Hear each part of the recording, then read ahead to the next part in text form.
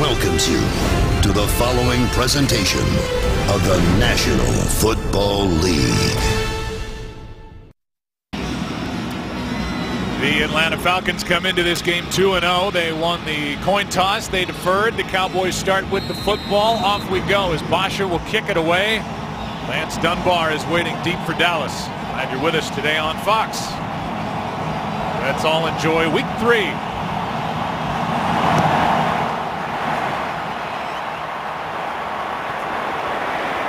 Brandon Weeden will start at the 20. I like what you say with regard to Weeden. He's got a great arm. He played baseball. He was a pitcher in the Yankee and the Dodger organization. He was a mid-90s fastball guy. Jerry Jones talked about how he's got a big arm. All that's great.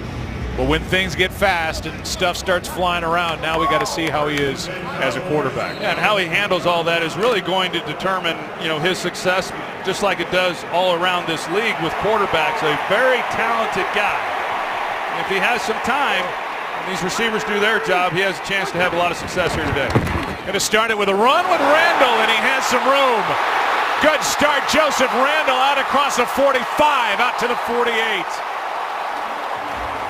And if there's one thing, Troy, that Weeden, Randall, a banged-up receiving corps can lean on, it's this really good offensive line. Well, Travis Frederick, the center, does an excellent job of just getting enough of the linebacker, which really helped open up that lane. That left side of the offensive line, Lael Collins is making his first NFL start at left guard for Ron Leary, who's out with an injury. Collins played some last week, felt he deserved to get the start here today, and they run right behind him on the first play of the game. 28 yards to start the day. Play action from Weeden. And he's going to go downfield for Williams. A flag is thrown. Robert Alford was in coverage. And it's against Atlanta.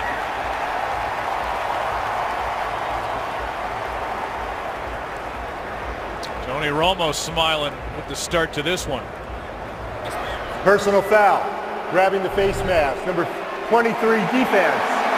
15-yard penalty automatic. First down. Take a look at it here, and that was the grab with the left hand that they called him on. The ball, typically when you work to the outside like that, that's your first read. Brandon Weeden initially was working the opposite side of the field and then took the shot down the field. I don't know that they were going to have much of an opportunity, but they pick up Alford with the penalty. 180. High formation behind Weeden. Here's Randall right side. Good play up front. It was Durant. Couldn't bring him down.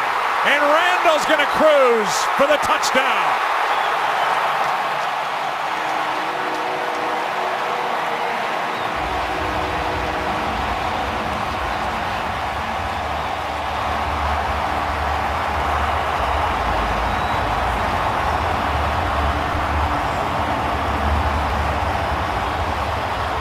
These are the plays that we're accustomed to seeing from Joe Randall last year when he'd get in these games. Justin Durant, number 52, comes up. He's got a chance to get Randall to the ground. He's unblocked, and just a couple of missed tackles. And Joseph Randall with the speed, he takes it the distance. 37 yards, first rushing touchdown of the year for Joseph Randall. And a quick start. Ride that good offensive line. Whether it's Weeden or Romo handing it off. It's Joseph Randall. Broke a tackle, did not leave any meat on that bone. Today's game is sponsored by Southwest Airlines. Book your low fare now at southwest.com. 80 yards in 68 seconds to start the day for the Dallas offense, and it's Joseph Randall.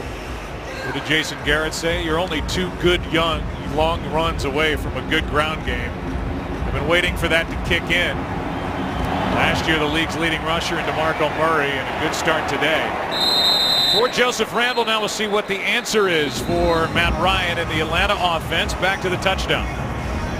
Well, we all know what kind of receiver Jason Witten is as a tight end, but look at the job that he does here in the run game. He's been doing this throughout his career, and I think that's what separates him with all the other great tight ends in this league. He is a complete player and just does an excellent job, and he's been banged up all week. Last week he sprained both ankles, got a sprained knee. Some questioned whether or not he was going to be able to play today, but those that did don't know Jason Witten. He's only missed one game in his entire career. Here's a toss to Freeman running right, and the defense swallows him up. Kyle Wilbur, who's been battling a bad hamstring, is out there to bring him down after a gain of 1. It's been a good start for this Falcons offense. We highlight these guys. They added Levitre late at left guard. Julio Jones tied for first in the league with his 22 catches. Roddy White was shut out last week. And Devontae Freeman gets his first NFL start with Tevin Coleman, the rookie, out with a broken rib. There's Dan Quinn, first-year head coach, former defensive coordinator in Seattle. Here is a handoff to Freeman, and he's brought down by Nick Hayden. Hayden able to shed a block, get arms on Freeman and bring him down. And why don't you talk about this defense? You believe it's better than people realize. Well, I really do. I mean, last year, obviously, they were better than most people thought that they would be, and they've added some pieces. They're not all on the field today. Their 2 best pass rushers not playing. Of course, they lost their best corner for the season, but through 2 weeks, they have been outstanding. That guy we just showed you, Sean Lee, may be the best player on the field right now. What a difference he makes at linebacker. 3rd down. Ryan is going to be sacked. Sean Lee right there, right on cue, is in for the sack, and that's his first of the year. How good is Sean Lee? Sean Lee's a heck of a playmaker. You're going to see him in the middle right here, and Ward, the running back, he's going to pick him up, but then for some reason he comes off of him, and he gives Sean Lee a straight shot to the quarterback. And Sean Lee, coming off a great game last week against the Eagles, was named Defensive Player of the Week. And for a guy who's had as many injuries as he's had, some significant injuries, he's playing some of his best football here in the early going of this season. 14 tackles and an interception last week for Lee. Bosher gets it away and hits a beauty. He's one of the best. A fair catch hauled in by Cole Beasley. Well, it's not number 9. It's number 9 smiling and whispering into the left ear of Brandon Weeden, who's smiling. Good start for the Cowboys, up 7. Today's game is sponsored by Bud Light. Make the right call. Drink responsibly. New version of Big Tex at the State Fair of Texas, which is going on this weekend. That's back in Dallas. We're in Arlington, where the Cowboys watch Weeden roll out to his right and hit Witten. Weeden to Witten. And so far, the Cowboys haven't misfired on offense yet. 19 yards to Jason Witten. Well, they got that running game with Joseph Randle in the first series, and they come off of it with play action and get Weeden out on the edge. And the Falcons committing to stopping the run, and it just opens up that intermediate throw to Jason Witten. Already had plays of 28 yards, 37 for the touchdown, now 19 to Witten. He's making his 134th consecutive start. Here's Randle. They can't slow him down. And he's forced out of bounds by Ricardo Allen, but after a carry of 20 yards. This has the makings of a record-setting day for Joseph Randle. You're going to see Doug Free, the right tackle, and the job that he does of securing the second level at the linebackers, and it allows Joseph Randle just a clean run. And this is an offensive line that last week struggled against the Philadelphia Eagles, primarily with penalties. They were embarrassed by that. They came in here to this game looking for a little revenge from that performance, and here in the early going, they're doing a heck of a job of coming off the ball and just mashing the Atlanta Falcons. 180! Here's Randle left side.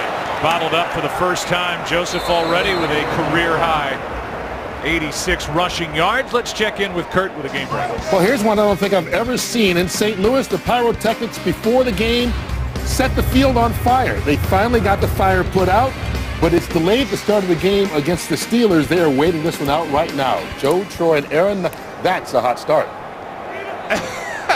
That is so symbolic. That's the last team that needed that to happen. Can't get the pyrotechnics to work. Second and in your hometown. I have plenty. Here's Randle underneath, and Joseph Randle brought down right at the marker. Depends on where they spot him. Warlow, the middle linebacker, made the stop. And they've already given him enough for another first down. Well, this is what Brandon Weeden talked to us about, and the emphasis all week long was if they run underneath the outside throws, take what's underneath. And I really think that's where Tony Romo has been really good in the last year and a half, is being patient. Brandon Weeden says he's learned from it. That was an excellent job on his part, not trying to force anything. Randall again, nowhere to go. Well played up front by the Falcons defense. And it's Babineau who was there along with O'Brien Schofield. Loss of 1. Look at this defense. It was the last ranked defense in the NFL a year ago. Also ranked last against the pass. They bring in Dan Quinn, who was in charge of the Seahawks defensively. And they had 2 tremendous years under his guidance. 2nd and 11.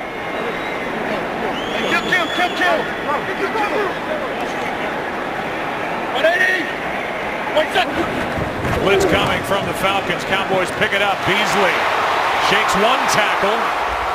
Picked up another 2 yards after going around Phillip Adams. A gain of 8. 3rd and short coming up. The Atlanta Falcons, they bring the corner blitz. Brandon Weeden doesn't see it coming, but because of where the corner was blitzing from, he was able to get the ball out on time. So the first couple possessions, the Cowboys just doing an excellent job of allowing Brandon Weeden to get into a rhythm. They've run the ball well, and they've gotten him outside the pocket. He's been patient. It's gone about as well as they could have hoped. Lance Dunbar is the man in motion. 3rd down and 3. Weeden in trouble, steps into it, finds Beasley. Down inside the 5, 1st and goal.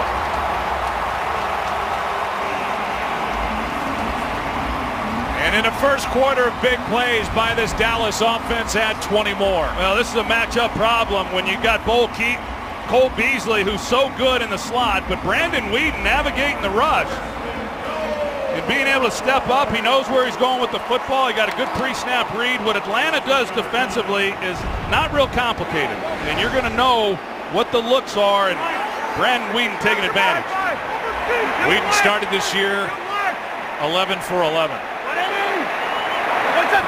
7 for 7 cleaning up last week in Philly. Touchdown Randall, his 2nd.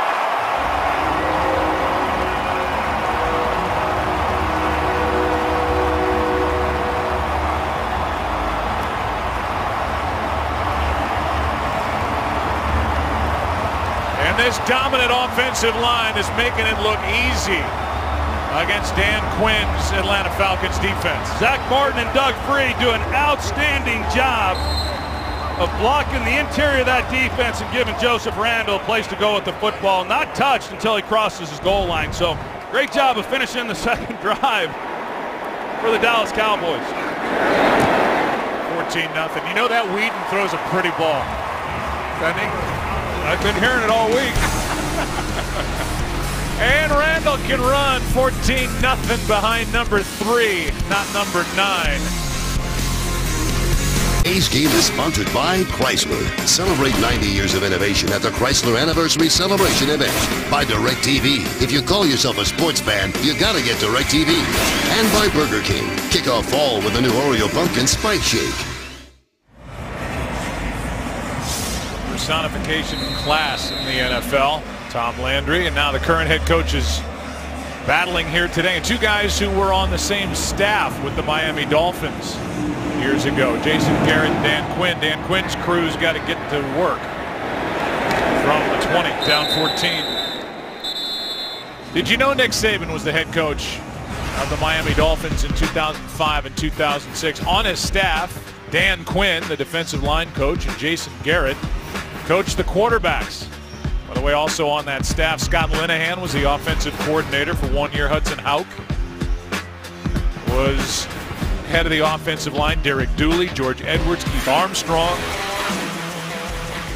From Nick Saban, Dan Quinn is an outstanding coach, very bright guy, high energy, good teacher, really well liked by the players, no doubt.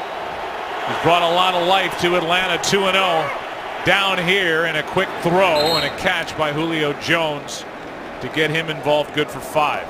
Yeah, and even the Atlanta Falcons defensive coordinator on the staff today, Richard Smith, He was on that Miami staff with Dan Quinn. So a lot of good coaches back there with Nick Saban, not surprising, considering the success that Nick Saban's had over the years, certainly at the collegiate level. But Dan Quinn has been real proud of this team and the way that they have finished games each of the last 2 weeks to start this season. But I know right now he's wanting to see them get off to a good start.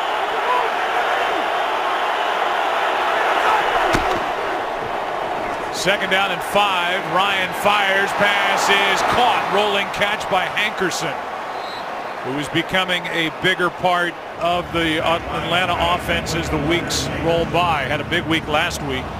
Caught 6 for 77 at the Giants. Yeah, a guy who has some experience within this offense, Kyle Shanahan, who we've not talked about, is the offensive coordinator. He was with the Redskins last year. He was with the Browns.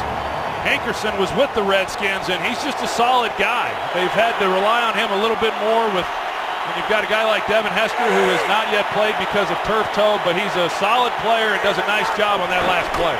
Blitz coming. Falcons pick it up. Ryan throws low and incomplete for Julio Jones. A better throw, and Julio might still be running. Well, he had a shot at it too, and you just don't see Matt Ryan. That's 2 balls in a row that he has thrown low. Hankerson was able to catch the one, but this one to Julio Jones, he's not able to retrieve. And Julio Jones, is the start that he's gotten off to, he's got 22 receptions coming into this game. They've thrown it to him 26 times. It's pretty much guaranteed money when you throw the ball in his direction.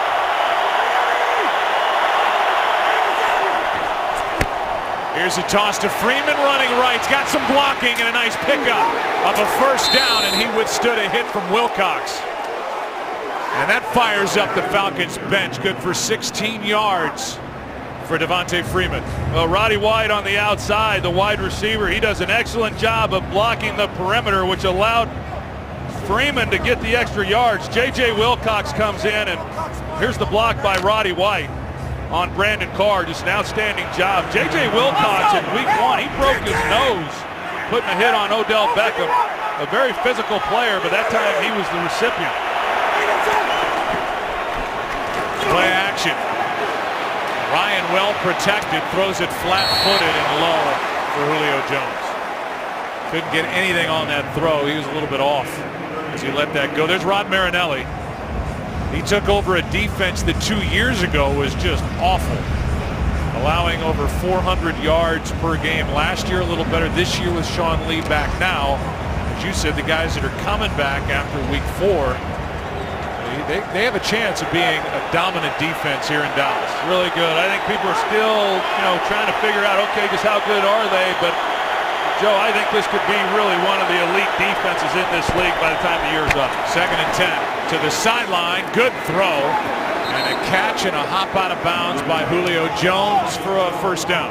Well, this offensive line just doing a good job right now of giving Matt Ryan time in the pocket. And he's such a talented quarterback that if you don't get to him, they've got too many weapons on the outside. As good as Dallas was last week against the Eagles, in being able to man up and really not give them anywhere to throw the football, this is a different group here with the Atlanta Falcons and a much different quarterback. Well, no hit from Claiborne there. He let Julio Jones pick up the first down after the catch. Here's a handoff to Freeman, and he's got room to run down to the 16, almost the 15-yard line as he picks up 10 more yards. We saw Barry Church leave a moment ago and go into the dressing room. He's not out there right now for the Dallas defense. Well, this is old school football that you just don't see much in this league anymore with the 2-back set, and Freeman just gets right in behind fullback Patrick DeMarco for the gain. And there's Kyle Shanahan, who hasn't really been able to use the entire offense the last few places he's been, but he certainly has a full complement of plays today. Here's one into the air and almost picked off. Hankerson had it for a moment, up into the air. Claiborne in coverage. 2nd and 10, and a couple of Dallas players had a shot at a pick. Yeah, the two things that Rod Marinelli preaches each and every day is giving great effort and then takeaways. And usually when the ball pops up like this in the middle of the field, you're very fortunate if it comes up incomplete.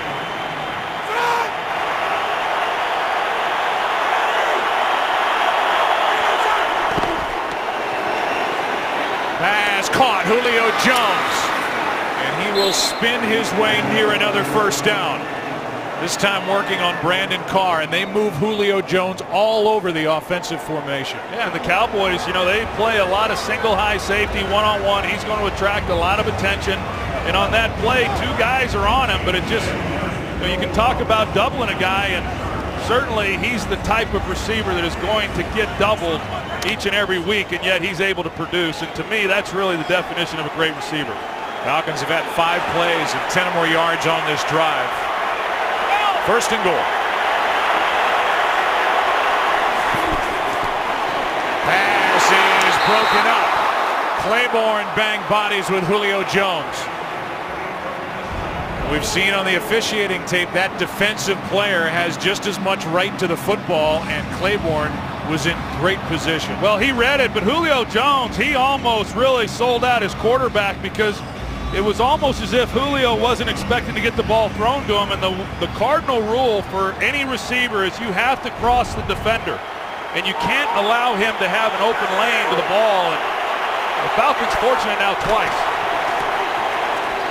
Ryan floats it. It is broken up. Carr got his hand in front of Roddy White. Third and goal. Good play by number 39. Flag is thrown in the end zone away from where the pass was thrown. Holding. Number 24 defense. After this is the goal, automatic first down. They get Claiborne.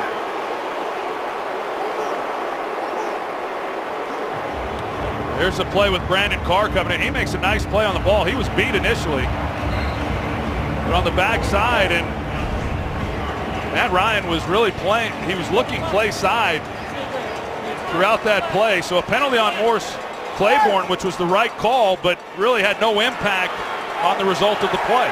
So instead of third and goal, it's first and goal from the 3. Freeman left side. Gets to the edge. Touchdown Atlanta. And a good block by Patrick DeMarco, the young fullback. And Devontae Freeman with a good start in his first career NFL start. Well, Patrick DeMarco does an outstanding job of leading the way. You're going to see the block that he makes, which gives Freeman. Now, Freeman was thinking, okay, am I going to take it inside there? There's pursuit on the backside with Brandon Carr. He takes it to the pylon. And well, the Falcons needing to put together a drive to get back into this game, and that's exactly what they do with good protection up front for Matt Ryan throughout that series. We talk about the Dallas defense being so good, and the Atlanta Falcons just knifed right through it. A smile from Matt Ryan. We might be in for a shootout today in Arlington. Well, the Falcons got exactly what they needed. Julio Jones a part of it.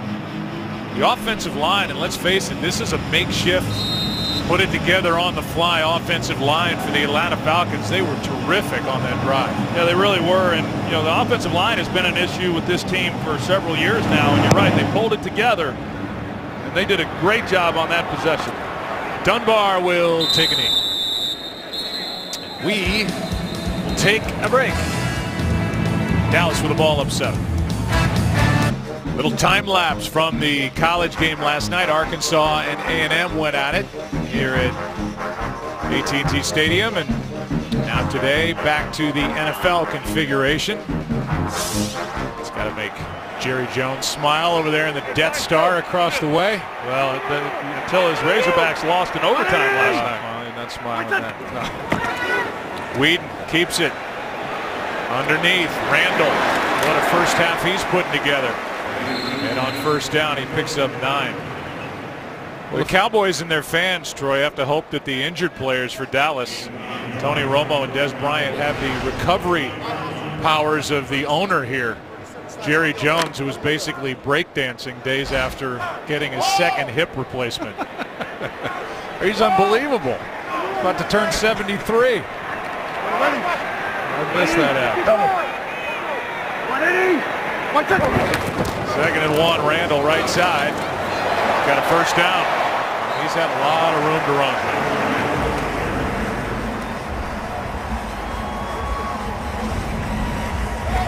Cowboys. There's Jerry Jones, Stephen Jones, Arthur Blank. Arthur Blank, who's been the principal owner of the Atlanta Falcons since 2002. He's got a new stadium in the works. And there's Jerry. There's Arthur. It's his birthday today. Thomas Dimitrov to his left. First down, Dallas. Randall left side, brought down from behind. And the play made by the defensive end Tyson Jackson. No gain. I think if you look at Atlanta defensively, Joe, through the first couple of weeks, and they play hard. I talked about Rod Marinelli and how he preaches effort, and Dallas defensively is always going to play with great effort. And I believe the same could be said for Dan Quinn and what he preaches each week, both when he was at Seattle and then here with the Falcons. But because of the way those games are played, I think their pass defense probably not as bad as what you would think coming into this game. Run defense probably not as good. And the Cowboys here in the early going have had a lot of success running the football. Extra men on the rush. Here's Dunbar, who makes a nice catch and is dragged down a yard short of a first down. So 3rd and 1 coming up. Allen made the play. Game break coming up. Here's Kurt. Well, the Ravens trying to avoid an 0-3 start. Cincinnati trying to get to 3-0, and it's the Bengals so far. Andy Dalton scrambles for a 7-yard score as they get ready to start the second quarter. It's the Bengals up by a touchdown. Joe Troy and Eric.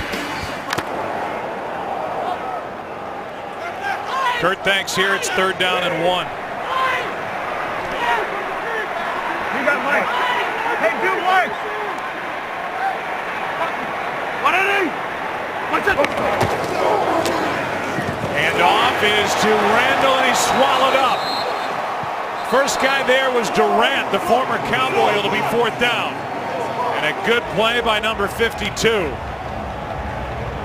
a nice stop for this Falcons defense as we wind down the first quarter here in Arlington. 4th down when we start the second. Good start for the Cowboys, and then an answer from the Falcons, a 7-point game. Back after this from your local Fox station. You know you're in for a good day when the second quarter is going to start with a punt. And that's what's going to happen here as Chris Jones will punt it with Eric Weems waiting for it. Devin Hester, the 4-time Pro Bowler, still out with turf toe. Jones hits a high hanger. Weems from inside the 15 with a fair catch. October means baseball, and FS1 continues to be your home for postseason action. The American League Division and Championship Series. It all begins October 8th on FS1, streaming live on Fox Sports Go. See the Blue Jays. There's Donaldson. What a year he's had. What a lineup they have in Toronto. National League is really exciting, and congratulations to the New York Mets. Richie Science, our producer, goes to bed in his little Mets footy pajamas every night. He's excited that the Mets are back in for the first time since '06. First down, Atlanta down by 7.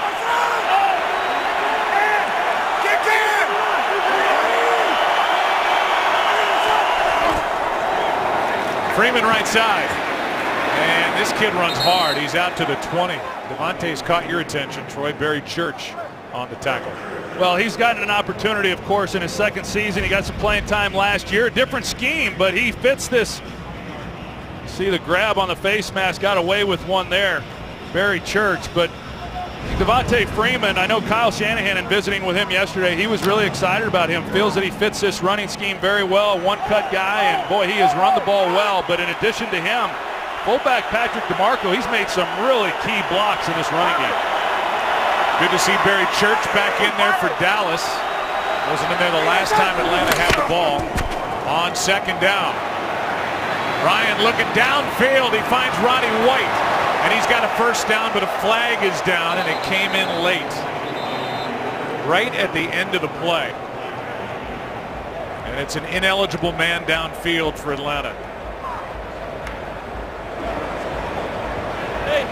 Ineligible player downfield, number 73 in the offense. 5-yard penalty remains, second down. You get Ryan Schrader, the right tackle. Yeah, Ryan Schrader just loses sight of, where he is on the field, because obviously he knows it's going to be a rollout by the quarterback. Ball's going to be coming out a little bit later than normal. Roddy White did a really nice job of freeing himself up on that route, and Matt Ryan showing off the arm that he has. A lot more moving around for Matt Ryan under the direction of Kyle Shanahan. 2nd and 8. That erases a first down and a 17-yard completion. Here's one to Freeman. He's going to be wrapped up short of a first down. 3rd down coming up, Sean Lee on the coverage and the tackle, a gain of 6. Yeah, so now in that first possession, Joe, looking at the Dallas defense and the job that they were able to do getting pressure on Matt Ryan, and the scoring drive that the Falcons put together, and then this possession here, he's had time in the pocket. It makes it awfully tough on all these guys in coverage when the quarterback stands back there with the ball that long. 3rd down and 2.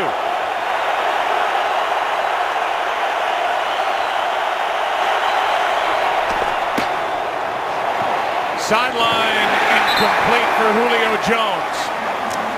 And Devontae Freeman, the back, came out of the backfield. He was wide open underneath, but Ryan was looking at number 11 the entire time. 4th down.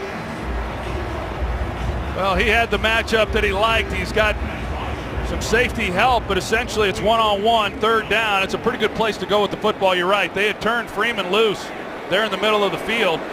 Cowboys doing a good job of getting off the field. 5'8", 180-pounder Cole Beasley, who played collegiately at SMU, waits for the punt from Bosher, who led the NFL last year in hang time. He can boom it. This one's ugly and on a line. Beasley a chance to return it. Swallowed up short of the 45. But good starting field position for the Cowboys. Their offense back on the turf. Up 7. Today's game is sponsored by the Ford F-150. Every other truck is history. By Miller Lite. When it's game time, it's Miller time. And by DraftKings. Free 1-week fantasy football at DraftKings.com. Barry Church, we saw him exit bleeding. They were checking on him on the sideline. He's been back since, but suffered a cut 2 possessions ago when the Falcons had the ball. Now the Cowboys have it, up 7, handoff to McFadden. And Darren McFadden picks up 10. Ricardo Allen on the stop. We'll see where they mark it. And they're going to give him a first down. Talked about La'el Collins making his first start as a rookie, and look at the job that he does on this play. And then McFadden, he reads that block and comes inside of that. Just an excellent job, and that's what they get with Collins. They get a big, strong, physical guy, and he's a young player. He's going to make some mistakes from time to time, but when he's on point, he can be really good. A first-round talent that they were able to pick up who was not drafted, and Des Bryant, of course, liking the action. Ricardo Allen needs some attention to get off the field. Ricardo last week was pulled during the game against the Giants for taking bad angles from that safety position, so we have a timeout.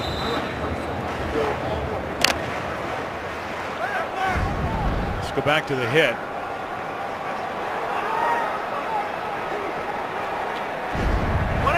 Check on Allen now on the sideline on first down. Here's McFadden. This time Collins can't hold on to his block, and a flag is down in the area of a hold. The first guy there was Corey Bierman.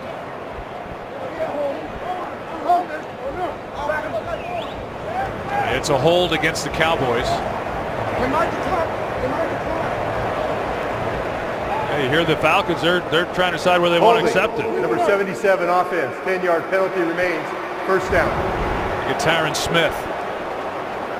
Yeah, Croy Bierman is who Tyron Smith is working against, and as soon as Bierman starts to come off of that block, they call Tyron. I didn't see a whole lot there. It certainly looked worse than it was, but you see the penalties. 18 penalties last year for the team, last week for the team, but 10 of them on this offensive line. Now first down and 20. Weeden pass complete. That's Witten in midfield. He's driven backward. But a gain of 6. Durant on the stop. Let's check in with Kurt for the game break. Well, they say the low man wins in football. It helps when you're 5'6". Darren Sproles scoots under a couple of tacklers and then he's gone. 89 yards on the punt return touchdown for Philadelphia. They need something to get him going. It's working right now against the Jets. They're up 10-0 in the second quarter. Joe Tornado. What does Chip Kelly need that Philadelphia team? You go back to last year, the number of return touchdowns that the Eagles had a year ago, and then getting one by Sproles here today.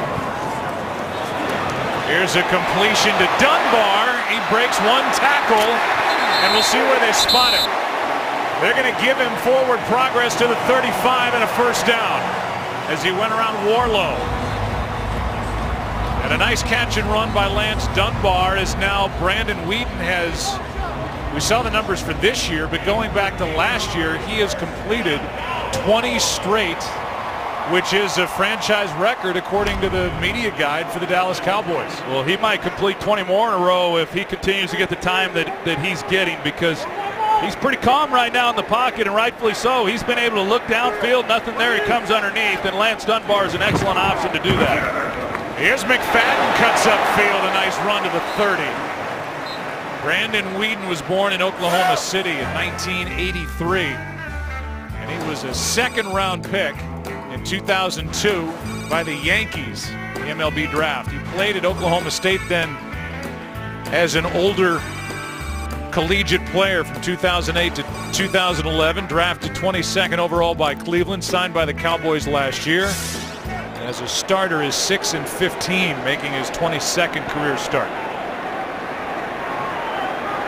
The beginning to this one for him, 2nd and 5. Another completion. It's another first down, and again it's Witten as Phillip Adams makes the stop. You see the pocket again that Brandon Weeden is afforded. And just being patient, taking what the defense is giving him, not forcing anything, getting good looks, working Jason Witten, working Cole Beasley and Lance Dunbar, and those three guys are awfully nice to have targeted when you're getting the time in the pocket that he's been getting.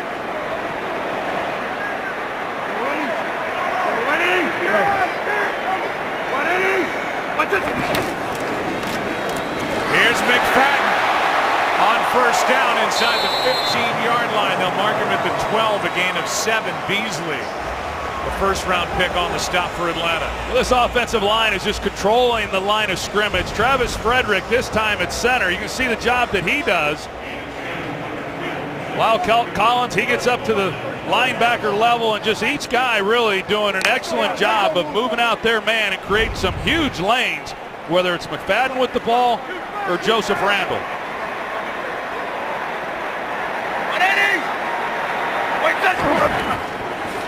Here's McFadden again, makes a move down near the 2. On the stop was Robinson Thurisi, who was taken over for Ricardo Allen, who's out with a knee. His return is questionable, and the Cowboys are knocking on the door again, this time with McFadden, who is kind of the style runner DeMarco Murray was, kind of a one-cut back behind this big offensive line. Well-designed play right there. They kick out to the right side. They're able to get Zach Martin then up to the linebacker, and just a clean, straight shot right in the heart of that defensive front.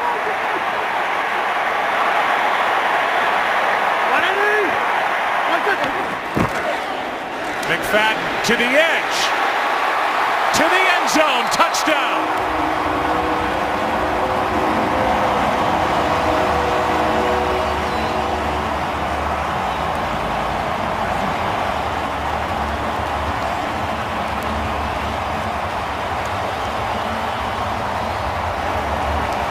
That's 3 rushing touchdowns against the Atlanta defense, all bottled up inside Troy, and McFadden just took it outside.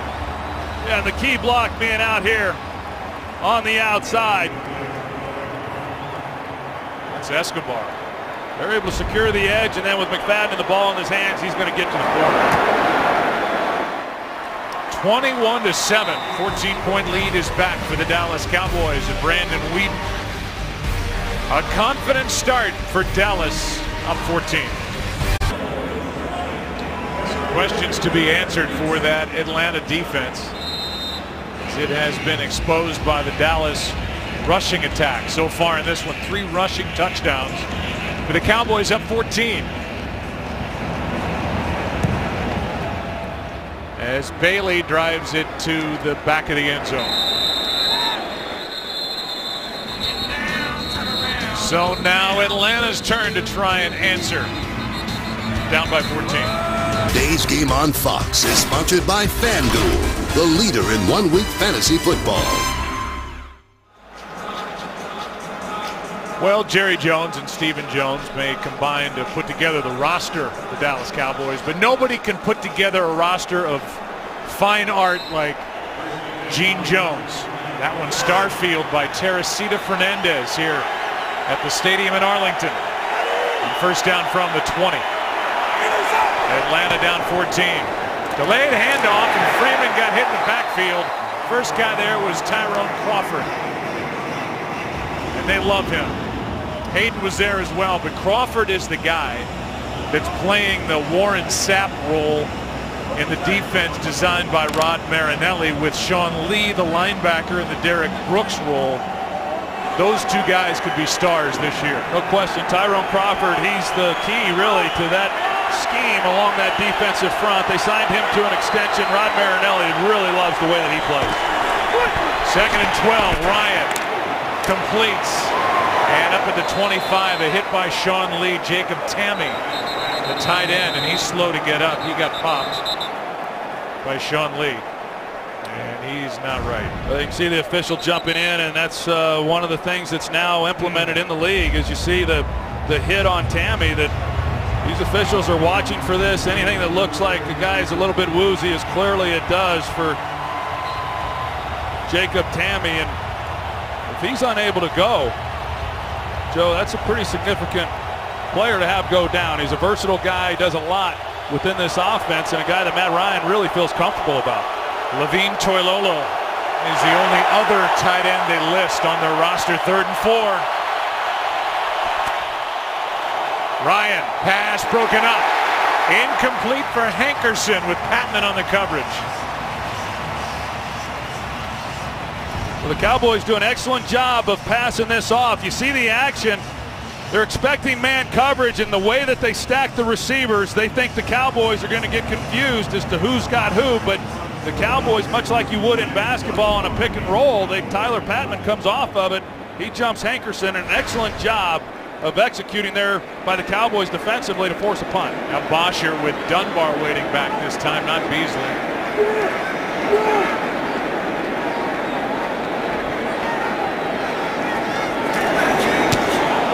This is a beauty. Dunbar, no fair catch.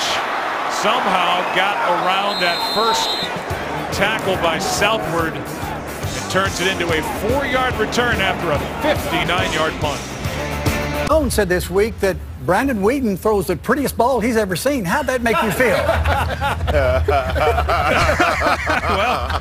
Well, not too good.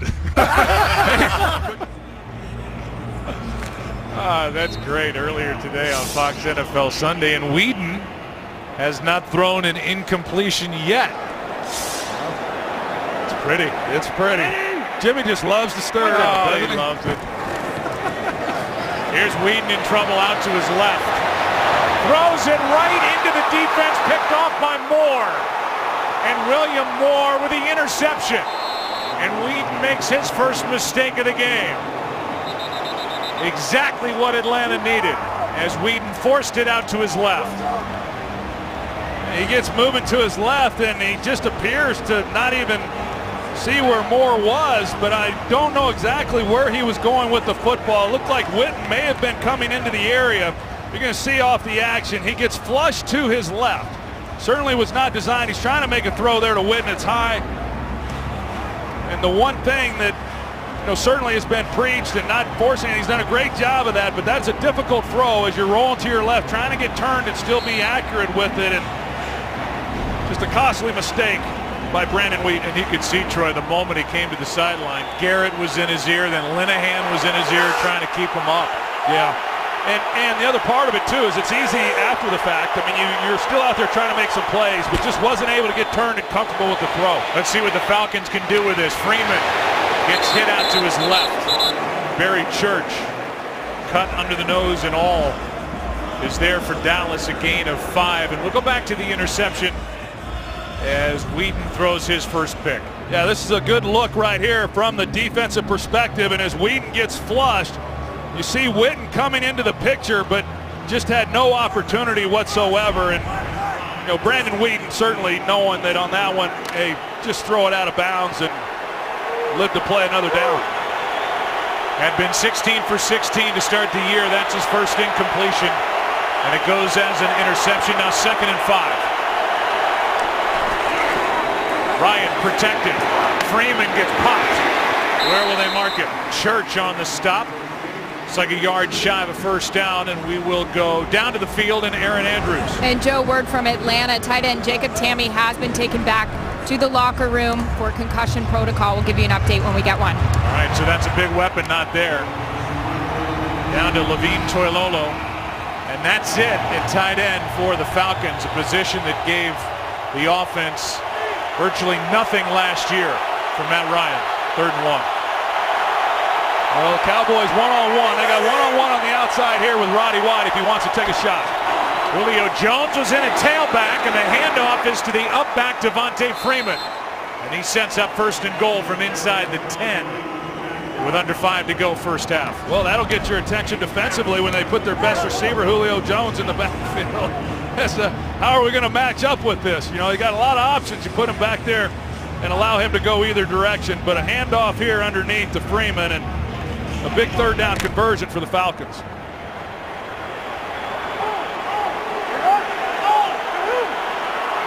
First down and goal.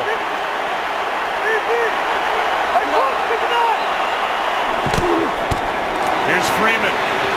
Bouncing it, runs into a lineman, and that slowed him down. Church in to clean up. It looked like Schrader got in his way, the starting right tackle, a gain of just 1. That's hard enough, dodging those other 11 guys, besides when you're dodging your own blockers. Now Tyrone Crawford gets up a little gimpy. He limps off to the sideline. Stop the clock for a moment. Cowboys cannot lose him. 2nd down and goal. Dan Quinn looking for a score, down 14.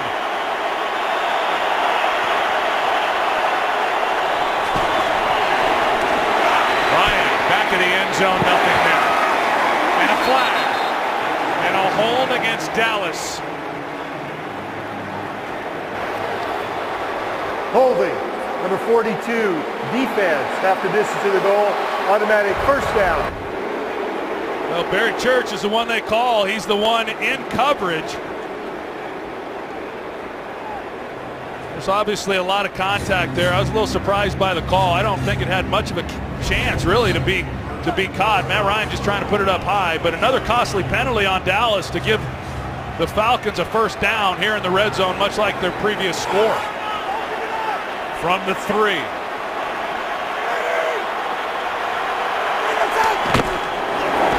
Freeman. 2nd and goal. Nick Hayden made the stop. He gets up Parker. Well, Dallas this year through 2 weeks has been pretty good down here in the red zone, and clearly when you get the ball and you're backed up the way that the Cowboys were defensively, you're just trying to hold them to 3 points. But a costly penalty on Church, now a big 2nd and goal for the Falcons to climb back into this ball game. After the interception by William Moore.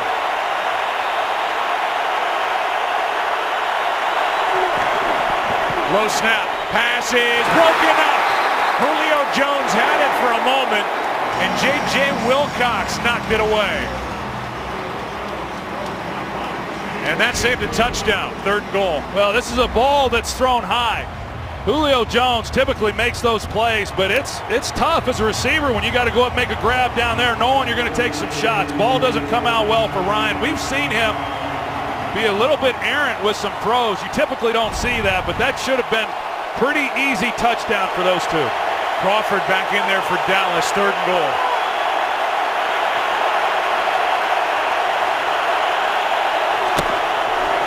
Freeman, touchdown. And the Falcons with 7 points off the turnover, right back in it. A 2-touchdown day for Devontae Freeman. The interception leads to 6, maybe 7. Well, they get just enough movement, and then Devontae Freeman, he's able to punch it in to cap this drive. And yeah, the Falcons, they would have been really demoralized getting that kind of field position and not being able to cash in with 7 points. A costly turnover by the Cowboys puts the Falcons right back in this ball game with just over 2 minutes to play.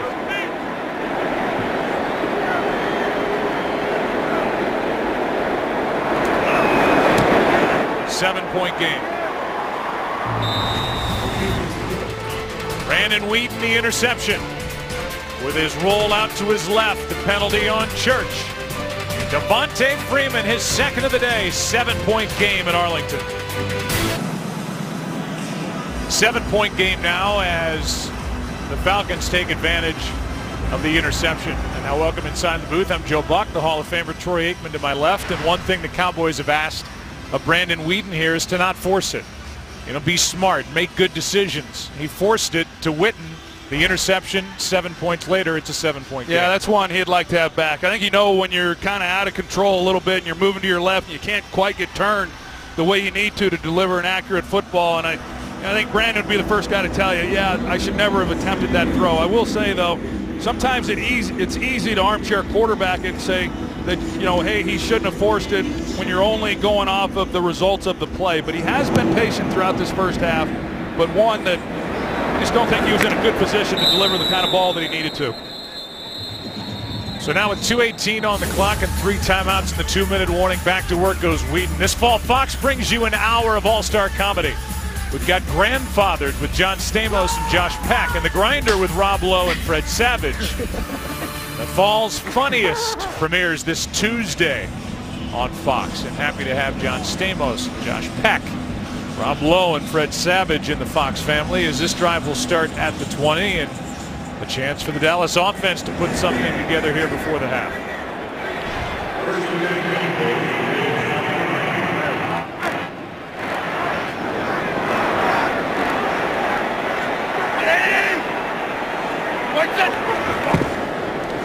Pass caught by Beasley.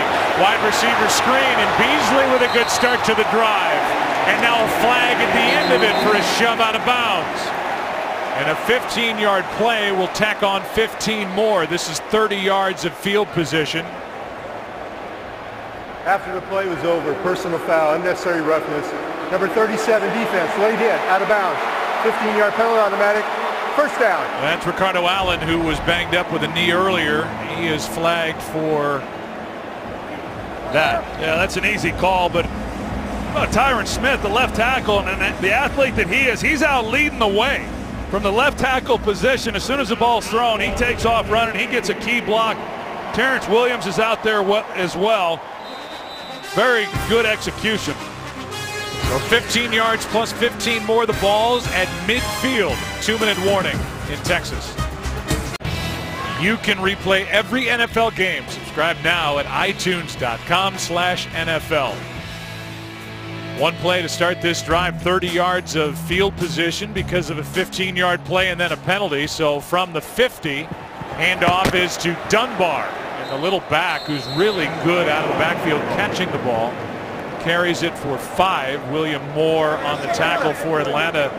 And right now the Cowboys are averaging just under 10 yards per play here in the first half. Yeah, it's just a matter of who's in the game because this offensive line really doing an excellent job. Weeden throws. Catch made. Witten first down.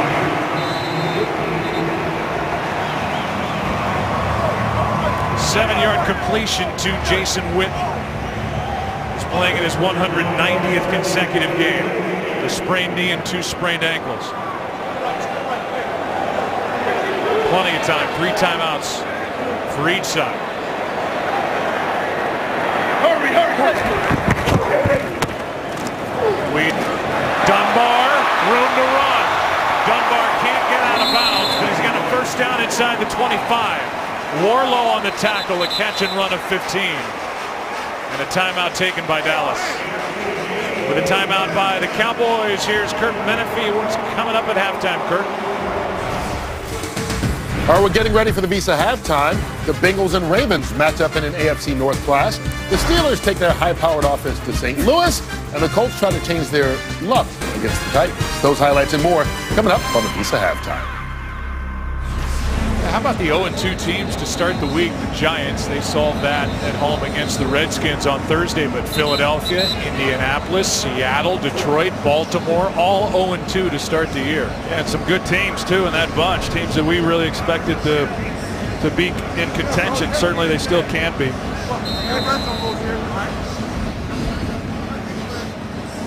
Dan Quinn is nothing if not energetic, trying to fire up that defense. Well, he's not happy. I mean, he certainly knows that that defensive front, you see Babineau, who he was talking to, and they've got to get off blocks. And they've got to be able to make some plays. And Brandon Weeden has had a lot of time and a lot of running lanes for these backs. Here's Dunbar again. The catch, the run inside the 10, down near the 1. He is tough to bring down. A catch and run of 22 yards by Lance Dunbar. Well, Lance Dunbar came into this game as the second leading receiver for the Dallas Cowboys, and he's got 4 receptions here in this first half. He's been running this route throughout the first half. They've not had linebackers there to pick it up.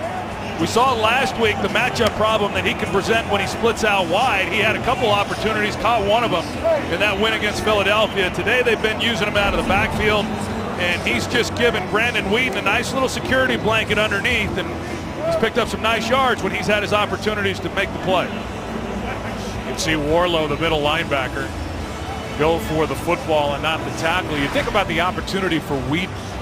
22nd overall pick when he was drafted in 2012, 2 down years in Cleveland. Talked about this being the first time he's had the same coordinator in back-to-back years since 7th grade. And that offensive coordinator might have been his science teacher. And now here he is with an opportunity, and he said to us, you know, I know I'm not going to get a lot of contracts. He came into the league in his mid-20s, but he believes he can play, and he stepped into that meeting room full of confidence. He's played that way here in the first half. Boy, he really has. Randall over the top. He is in for the touchdown.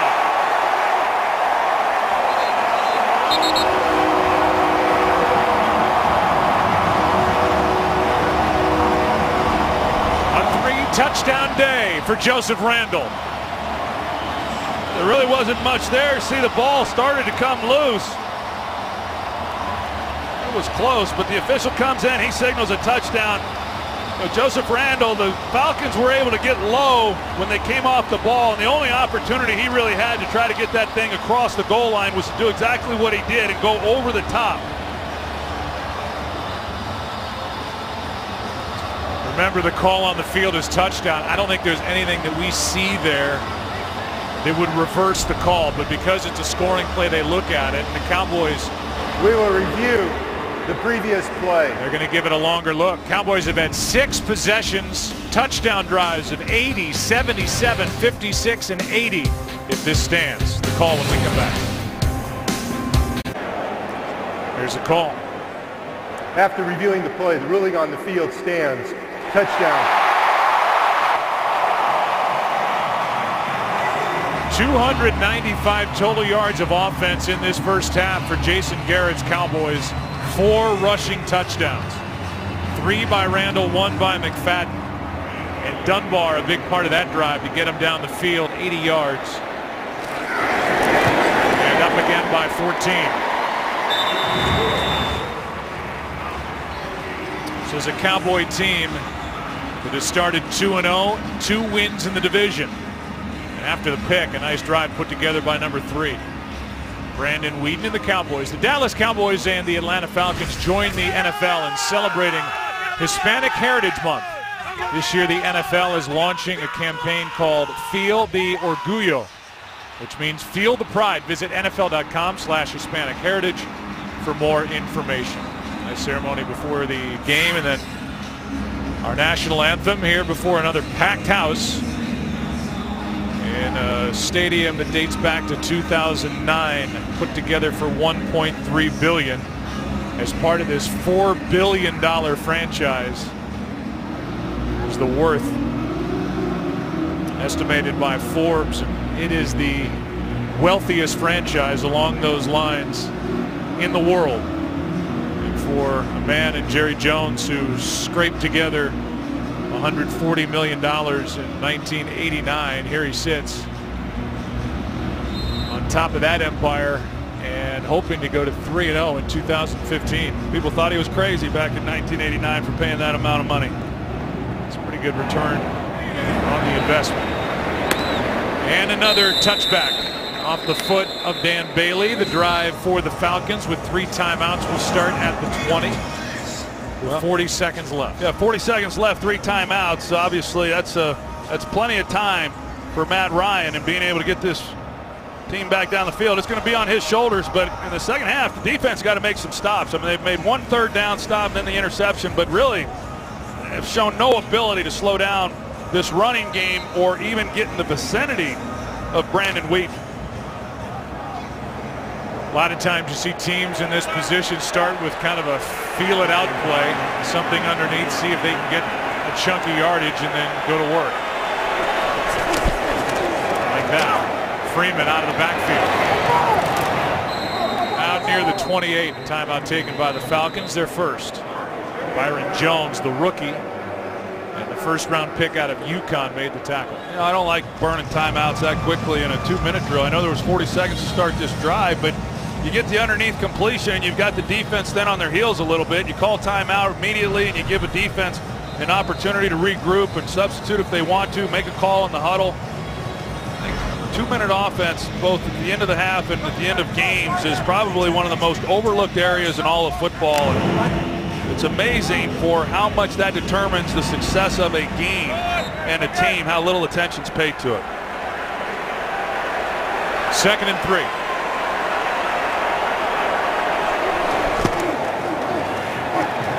Ryan has Hankerson out across the 40, and a timeout taken immediately by Dan Quinn again. 28 seconds left in the half, a completion of 15 yards. I don't know. I don't get it. 28 seconds, you still got plenty of time. Now you got 1 more. Typically, you'd like to preserve your last timeout for your field goal team, assuming you get down in position, and that's what you have to settle for. But, you know, now to have the ball not even in midfield with just 1 timeout when you started the drive with 3, I just think that was some wasted timeouts when you have a chance to let your quarterback, one of the best in the business, do what he does well. And on top of that, shorter throws with guys still close to the line of scrimmage just to get back and snap the ball again. But they're down to 1 timeout. The ball at their own 42.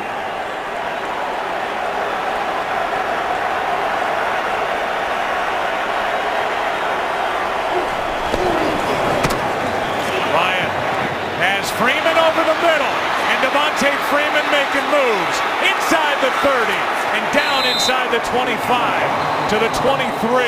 And now they will need to call timeout. A good call there by Matt Ryan and signaling for the timeout immediately when Freeman goes to the ground. You see, Devontae Freeman, he's a lot like Lance Dunbar. He creates some problems. You see that they're trying to cover him up with a defensive lineman off the ball.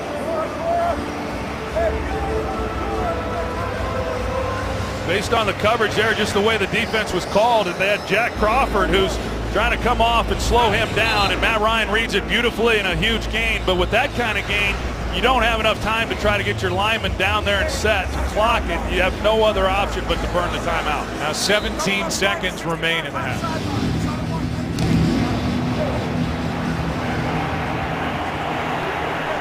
Keep an eye on Julio Jones up at the top.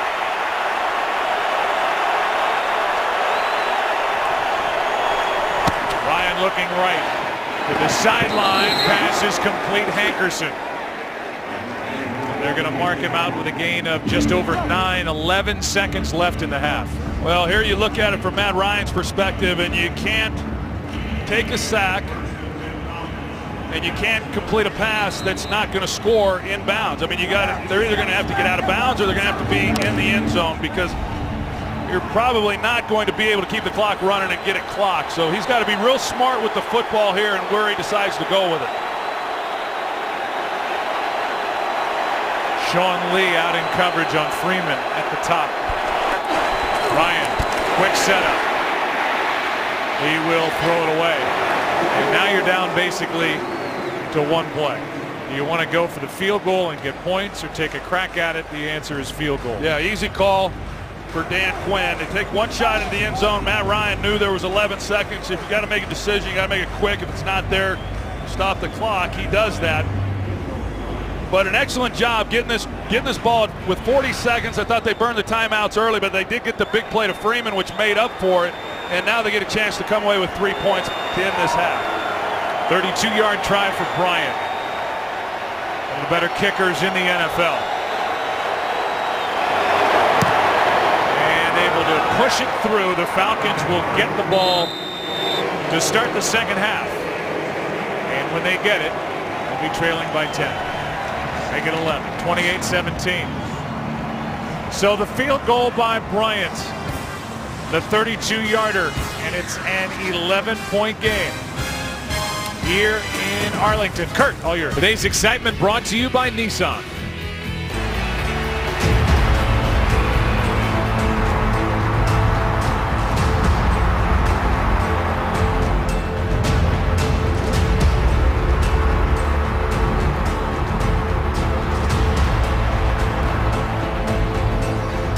That was today's excitement brought to you by Nissan. It's an 11-point game at the half. The Falcons will get it to start the second half.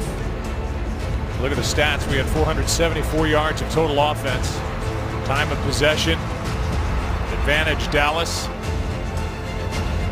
267-yard first half for the Cowboys, who were only faced with 2 third downs the entire first half, racking up all those points. And now we'll see how the Falcons come out to start this second half. A lot of short stuff so far for Brandon Weeden. Yeah, he hasn't even attempted a pass out to a wide receiver, and based on the way the Falcons play, a lot of single high safety, one-on-one on the outside. Typically, that is where the ball is going, but he's had time in the pocket clearly, and he's just worked those guys in the middle of the field. He's been very effective doing it. Be interesting to see what the Falcons do here defensively to try to slow down this offense. Chance to return it. Eric Weems from inside the end zone gets a block or two. Penalty flag flies as Weems is brought down at the 24. It's a hold against Atlanta. During the return, holding, number 62, the receiving team. Half the distance to the goal, first down. James Stone, backup offensive lineman, in on the kick return team, and he is guilty of the hold.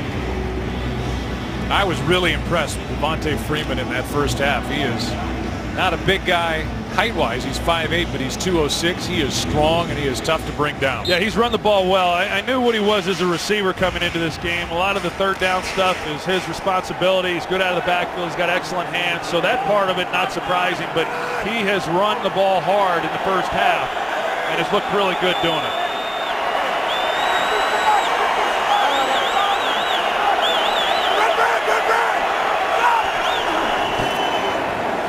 Bryant sets up, throws, passes, incomplete.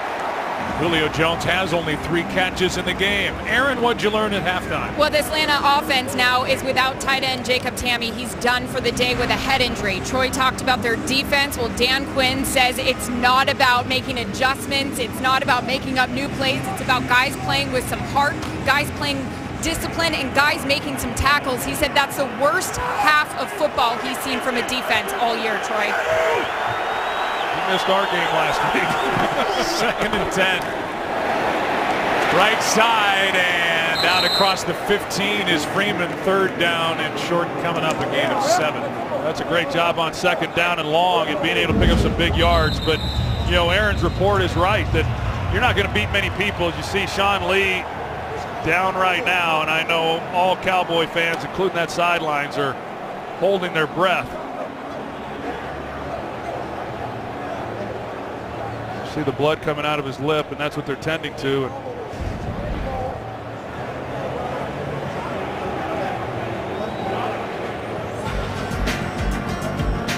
Take a break, come back as they check on Sean Lee.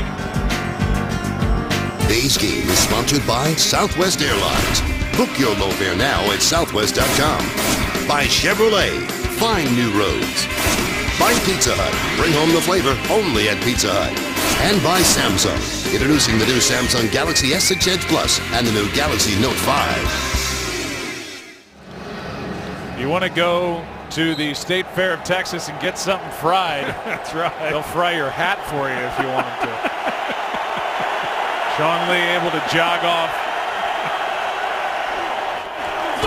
Third down. Pass. Jones left alone. Did he get them both down? He did. And a nice catch by Julio Jones along the sideline. Good for 14 and a first down. Well, really good route. They're finally able to get the ball to Julio Jones. They've tried a lot in this game, just haven't been able to connect. Excellent job by him in getting both his feet down on that reception. Up to the line in a hurry. Fourth catch for Jones. Freeman right side. Nowhere to go. Knocked down by Carr. And a loss of 5 on the play as Brandon Carr steps up. Yeah, that's a good job by Brandon Carr. He comes up and makes the play. If he doesn't make the play there, Freeman had the edge, and there's no one else out there. And if you're going to play corner in Rod Marinelli's scheme, you better be able to tackle. They've got to be involved on the perimeter in those types of plays, and Brandon Carr does an excellent job in the open field getting Freeman on the ground. Sean Lee is out. Andrew Gatchkar, free agent from the Chargers, is out there for Dallas. Their depth being tested here early in the year. Here's Freeman. Penalty flag flies as Freeman's got a first down, but we'll see if it's coming back. It's a hold. Holding, number 70. Offense, 10-yard penalty, so second down. Jake Matthews, first-round pick out of A&M last year, guilty of a hold. That's a left tackle there, and against DeMarcus Lawrence. Russell. That's a costly penalty on them because they're able to pick up that first down with the underneath throw to Freeman. Jake had a high ankle last year. Liz Frank surgery over the offseason. They brought in Jake Long. He's not active. Over first pick by the Miami Dolphins. He is on the roster for the Falcons now. Teron Ward in the backfield, 2nd and 25. This one's hit at the line of scrimmage. Julio Jones was the target, and after that hold, it's now 3rd down and 25 as Hayden got his hand up. Yeah, they're not able to get to him, but he gets his hand up, gets a hand on the ball, and that time Matt Ryan trying to take a page out of Brandon Weeden's book and just check it down underneath and try to make it a more manageable 3rd down. 3rd and a quarter of the field to go for Matt Ryan. This one batted down by Hayden again.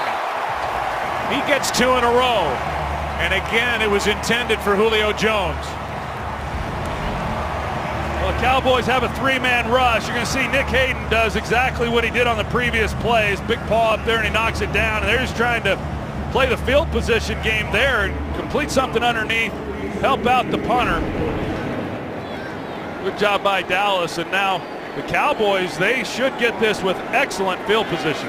Beasley back there. That's now 12 targets for Julio Jones. He has only 4 catches.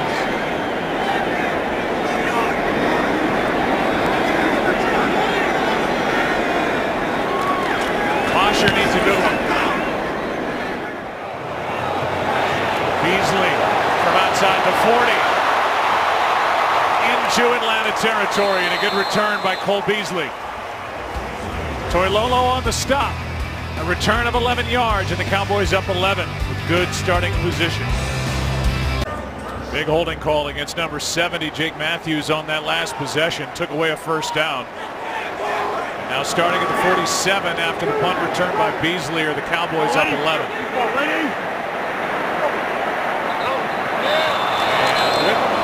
False start. Number 82 offense, 5-yard penalty remains, first down. As good as Witten is, he is prone to have some false starts. He had one last week, he had one week 1, and then another one here in this one.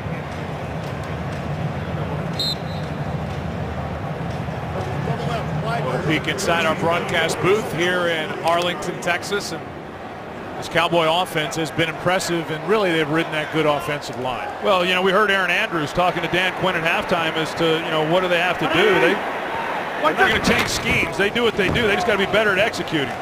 Here's Randall, and a good play made by Schofield. And O'Brien Schofield able to celebrate. He's bounced around in his career. He's been with Quinn in Seattle, a loss of 1.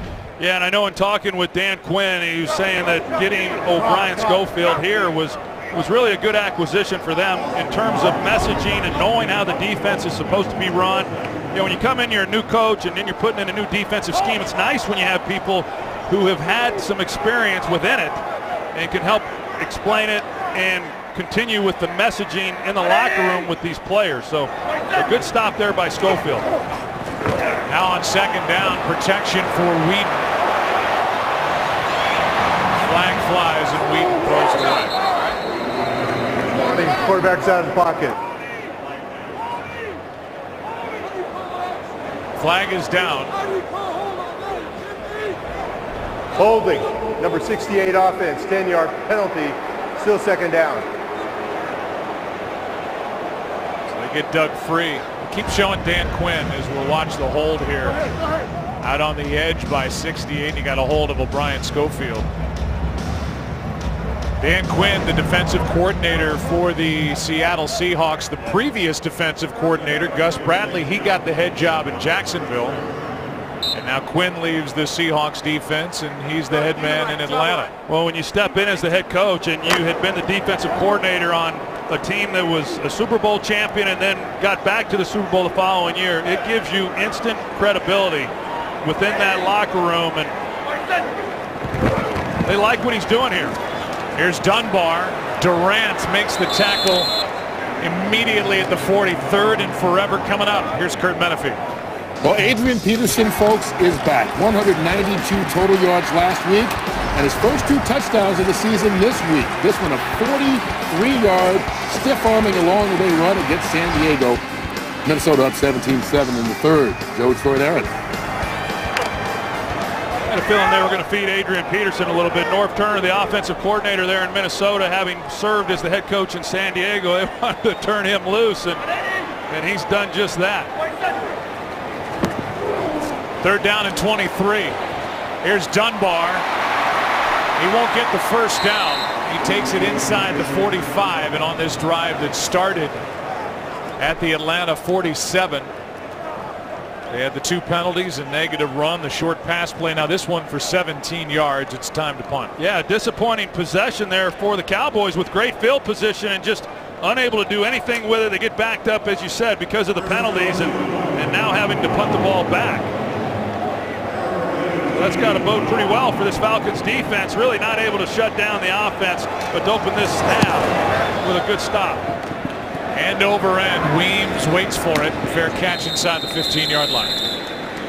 So the Falcons will have it again. They'll mark him just outside the 13. Back to work. Matt Ryan down 11.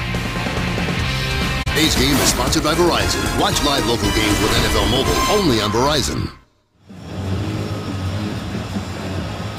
Falcons have the ball. The Cowboys for the moment don't have Sean Lee.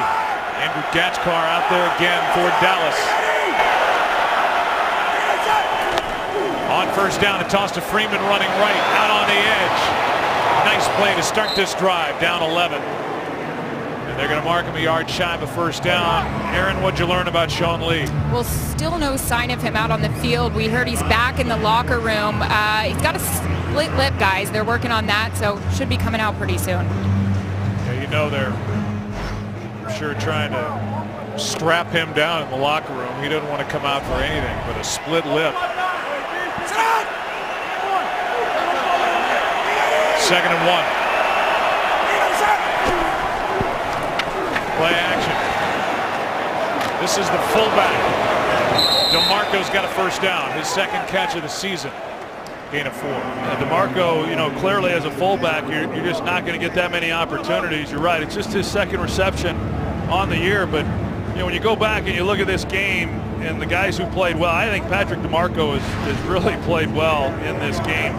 That's not going to show up on the stats. He's been an excellent blocker for Devontae Freeman throughout that first half.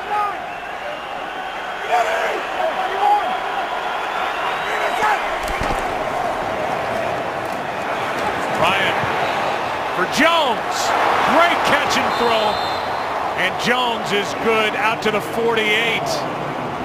A gain of 22, and they're trying to get Julio Jones rolling here in the second half. Well, they're going to run the deep crossing route. This is really how the Falcons like to take their shots, and Matt Ryan does an excellent job hanging in the pocket, knowing that he's going to take a hit.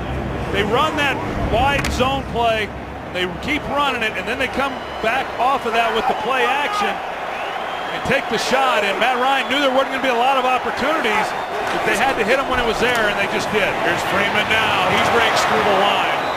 Takes it to the Dallas 45, and momentum now on the side of the Atlanta Falcons as they trail here with 8 to go third quarter. This is the Cowboys defense that really does a great job of not giving up big plays. So when they match up man-to-man, you're able to get protection, and you got a route like that called.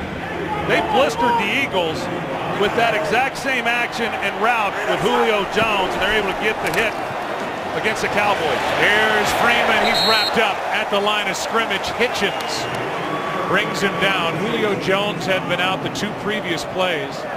He limped off after that big completion. Now he's back out there on 3rd down and 3. And Toilolo, the only tight end remaining for the Atlanta Falcons after Tammy left with a head injury, limps off. Well, that running game changes completely if they lose Toilolo, to be able to block the edge. It already did without Tammy, and then you lose him. Now you're trying to just match some things up, go with different personnel groupings. 3rd down. Ryan pass caught. Julio Jones stays upright and in for the touchdown.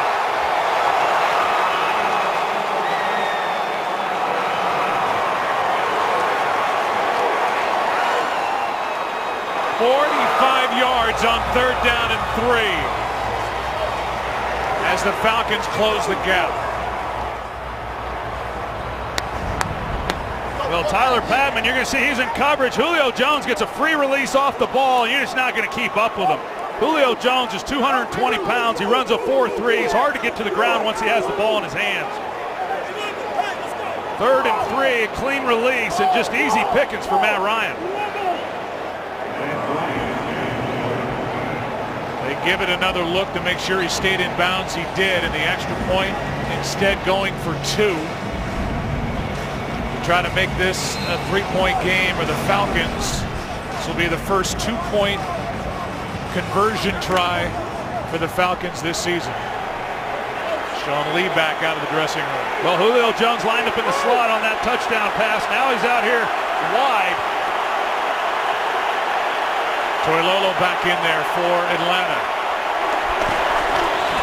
And he's into the end zone for the 2-point conversion.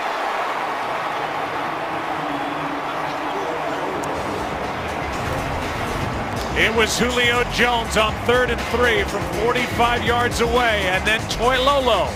And all of a sudden, it's a 3-point game in Arlington, Texas. Julio Jones with the touchdown, a 45-yarder on 3rd down and 3. Then the 2-point conversion followed. Cowboys have never trailed in this game. 3 times they've led by 14. Now the lead is 3.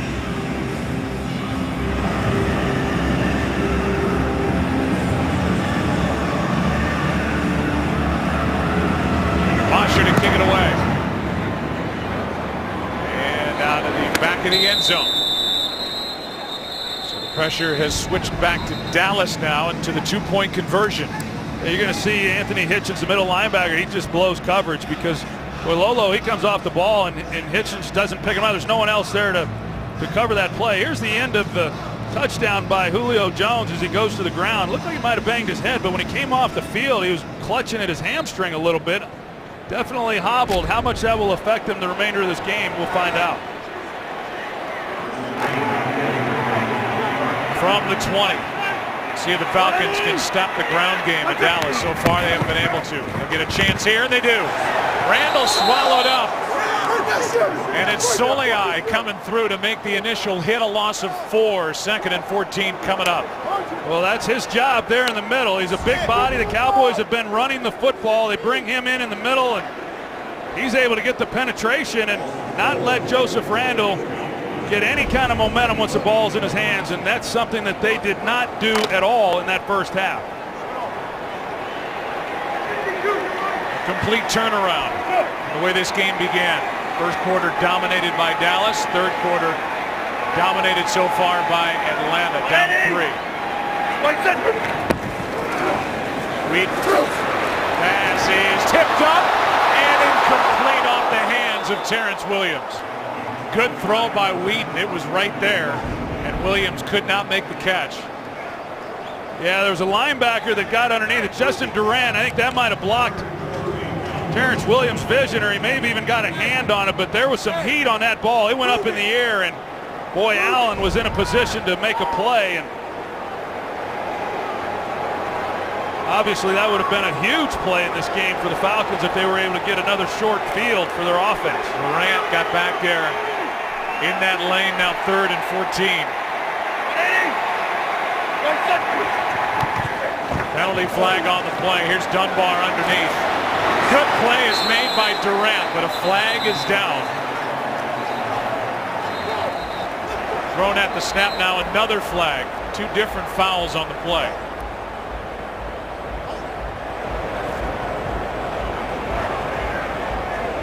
Feel of this game has completely switched to the Atlanta side. As Pete Morelli has to sift 2 through fouls it. on the play. Illegal formation. Number 71 lined up in the backfield. By rule, that penalty will be declined. Personal foul, roughing the passer. Number 99 hit below the legs of the quarterback. 15 yards, automatic first down. The difference between the 5 and 15-yard penalty. The 5-yarder is wiped away. It's Claiborne going down low. That draws the flag thrown by Morelli. And it's a first down by penalty, and that is a big call against Atlanta. It's a big penalty, and they're protecting these quarterbacks, and it's unfortunate for Adrian Claiborne. He's just trying to get back to the quarterback. Obviously was not targeting the legs there of Brandon Weeden, but they got the call, so a very costly penalty indeed. It's a 3rd personal foul on the Falcons defense today, and that's a big one.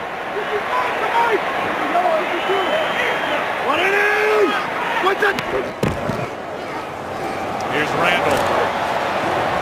They started this drive with a negative play. They start with this fresh set of downs with a carry of 2 yards. Meanwhile, Troy, Atlanta came back from down 20-10 in the 3rd quarter last week and won the Meadowlands 24-20.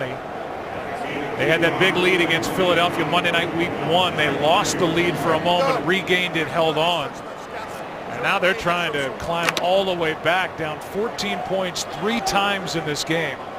And they've got all the momentum right now. Well, their defense is giving them an opportunity. You know, the Cowboys just aren't running right through them like they were in that first half, making things a little bit tougher. And they've gotten the Cowboys into some 3rd and longs. Here's 2nd down. Here's Witten. First down. Out of bounds.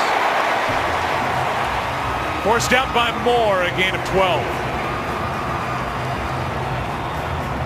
Again, sprained knee and 2 sprained ankles, and he doesn't look affected by it at all. Looked like Witten at the end of it may have gotten the face mask at least up high, and he got that little finger hooked under the bottom bar of the face mask, and William Moore, no call. Yeah, the Cowboys, they get away with one there. I'm surprised still the Cowboys have not taken a shot, you know, really down the field with either of these wide receivers. Here's Randle. Nowhere to go. And the play is made by Stupor. A loss of 2. This season stream live local Sunday afternoon games right on your smartphone with NFL Mobile. 2nd down and 12. I was talking about, you know, they are doing a good job working underneath, but, you know, the looks that you get one-on-one. Now, you know, you've got Devin Street, who's a young player. He's got to show that he can beat man-to-man coverage, but Terrence Williams, they tried getting one earlier to him, but nothing really vertical or you know, for a big play, but they've gotten looks to try something. Get two middle. Hey, yellow. 180. Wait, Fake the handoff. Weeden throws high for Witten. And Witten gets popped by Allen. 3rd down and 12. That play was there, and Weeden threw it too high. That's a high fastball for Brandon Weeden because he reads it beautifully. He's got a shot, but that's the ball that, you know, Witten wants that thing right around his numbers so he can protect himself, knowing that he's going to take a hit from Ricardo Allen at the end of the play. Missed chance there for Brandon Weeden, now faced with 3rd down and 12. Yeah, so once again, the Falcons here in the second half, they bring on a 3rd and long, something that Cowboys didn't face any of these in the first half. Here's Dunbar. They've done this a lot. Nowhere to go. Dunbar swallowed up. Ricardo Allen, the first guy there. And up near midfield, just on the Cowboys side of it. A gain of 6. It's 4th down.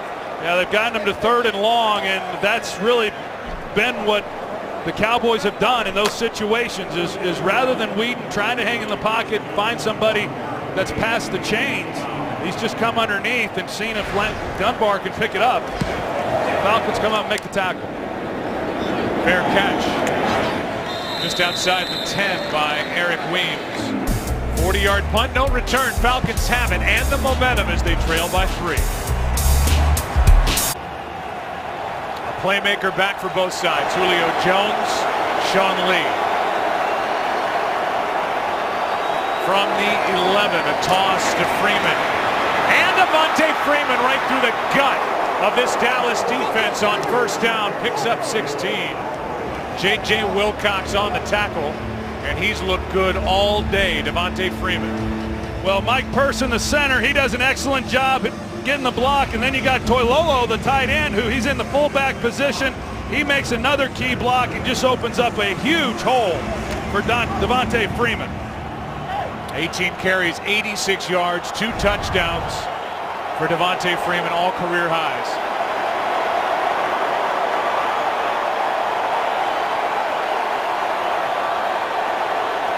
Now on 1st down, play action works. Pass is caught by Julio Jones. And no answer for Freeman or Jones by this Dallas defense. Aaron, give us more on Julio. Well, after he scored that touchdown, we noticed him hobbling off the field. I watched him over on the sideline, and the head athletic trainer, Marty Lazon, while he didn't go up to him, he was definitely pacing, kind of circling around him, looking at him. Again, he was never looked at by the trainers, but they're keeping their eye on him. So's this Dallas defense as he cuts right through him. Under 2 to go, 3rd quarter. Here's Freeman. Good work by this offensive line. They added Andy Levitre right before the start of the regular season in a trade from Tennessee. They picked up Chris Chester, who had been with Washington, and they signed Mike Person, who's bounced around, never been a starter. 5 years, 5 different organizations. He's the center, and they've looked good. They have looked good. This offensive line is only going to get better. They had not run the ball particularly well through the first 2 games, and you wonder, okay, well, how are they going to do against this Cowboys defensive front? They've been outstanding. This group's starting to come together, and Devontae Freeman, he has been awfully impressive stepping in for the injured rookie, Tevin Coleman. Freeman, well played that time. It was DeMarcus Lawrence closing it down off the edge with under a minute to go, 3rd quarter, a gain of just 1. You know, you look at the second half here, Joe, and you say, when did the momentum shift? You know, when did the Falcons kind of take control? And I think it was that first possession of this half for the Cowboys. They had the ball on the 47-yard line going in. They'd made a big stop with Atlanta to open up the second half defensively and some penalties, and they couldn't do anything with it. And since that time, it's really been all the momentum for the Atlanta Falcons. Big 3rd down here, 3rd and 6.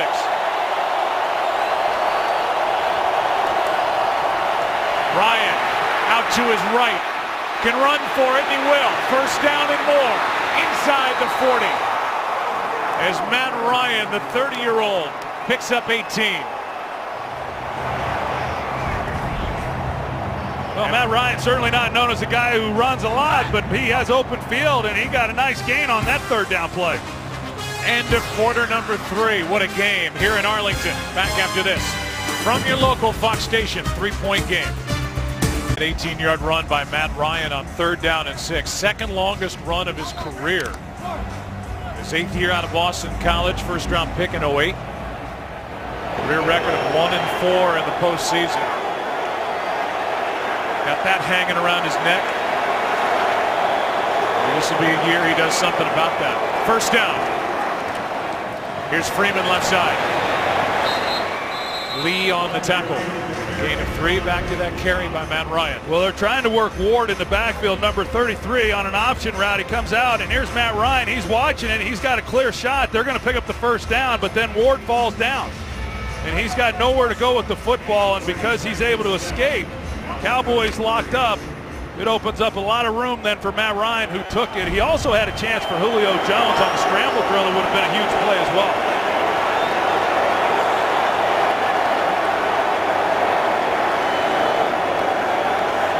Second and 7. Quick setup and throw. Jones has got another, and a first down inside the 20 to the 19-yard line. Carr on the stop, a gain of 14. Tight coverage, but you see Brandon Carr, he gives him the inside lane and he takes it, and a lot of Julio Jones's receptions this year, you see him, he's hobbling around a little bit. You just wonder how much longer he's going to be able to go, but has caught a lot of balls right there on those quick screens. And where he creates so many problems is he lines up in so many different places, you just don't ever know exactly where he's going to be. Right now he's at the top of the screen.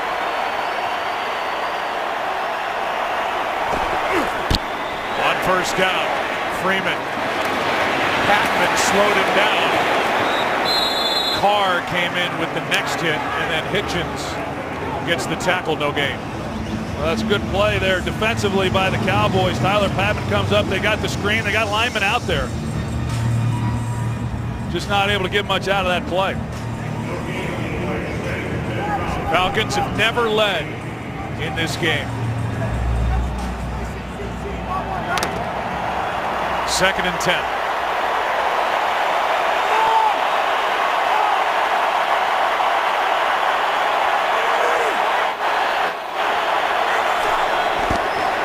Ryan out to his right. Even falling down, Julio Jones makes the catch. Just get it near him, and he'll secure it. Good for 6. Well, this guy, I can't say enough good things about Julio Jones and just the way he approaches the game. When he first came into this league, he was really just more of a deep threat, big play guy. Got a chance to visit with him before the game. He credited really Roddy White, who did not catch a ball last week, has not yet caught a pass here today. But he credits Roddy White for kind of showing him how to be a pro and how to prepare. And Roddy White did a heck of a job because he's turned into one of the really special players in our game. Third down and 4. And whistles stop play. Timeout Dallas.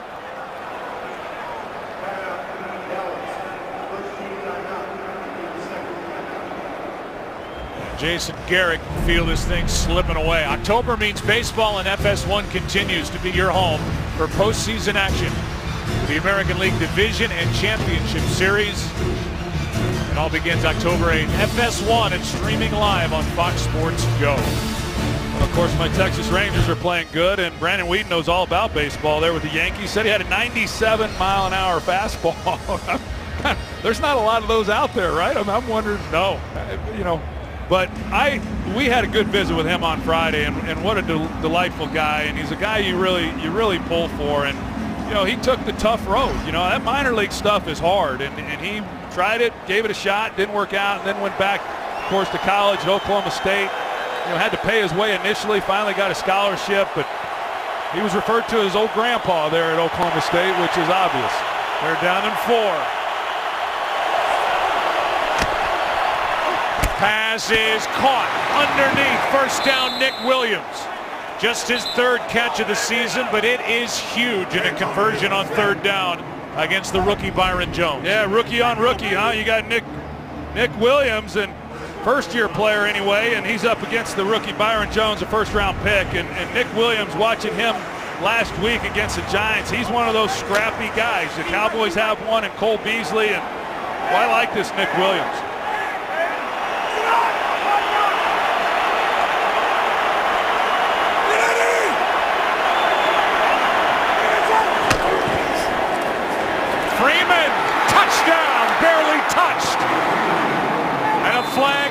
of it.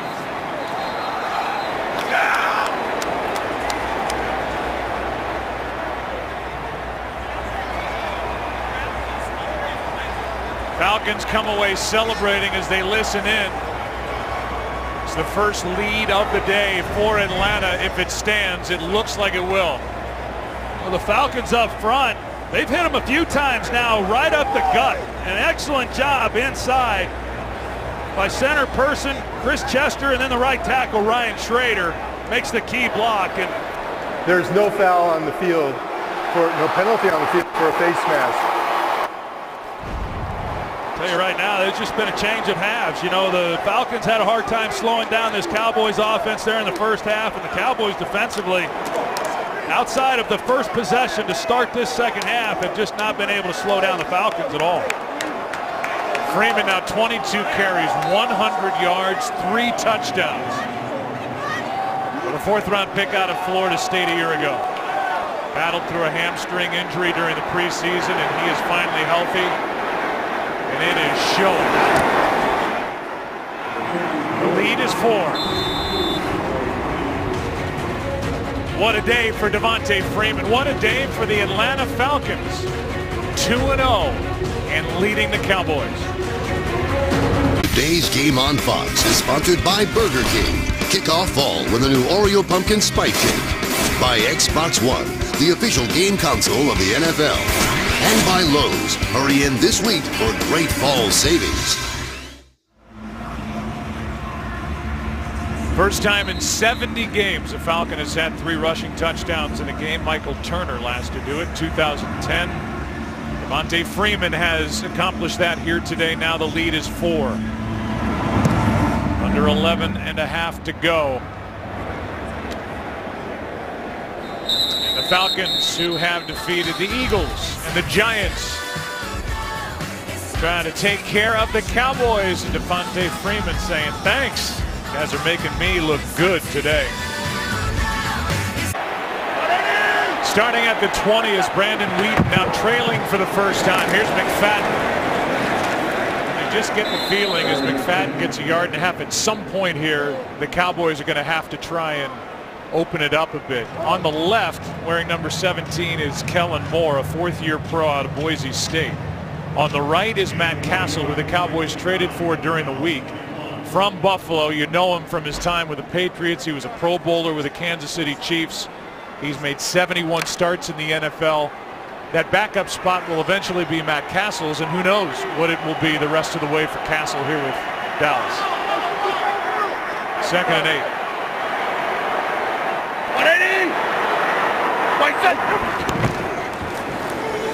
Wheat, Beasley, good throw, went out of bounds short of a first down, covered by Phillip Adams. Well, like you said, Joe, Matt Castle has 3 times as many starts as Brandon Weeden. He's won 10 games in this league, a couple different times with 2 different teams. The Patriots when he replaced Brady in 08, and then with the Kansas City Chiefs in 2010.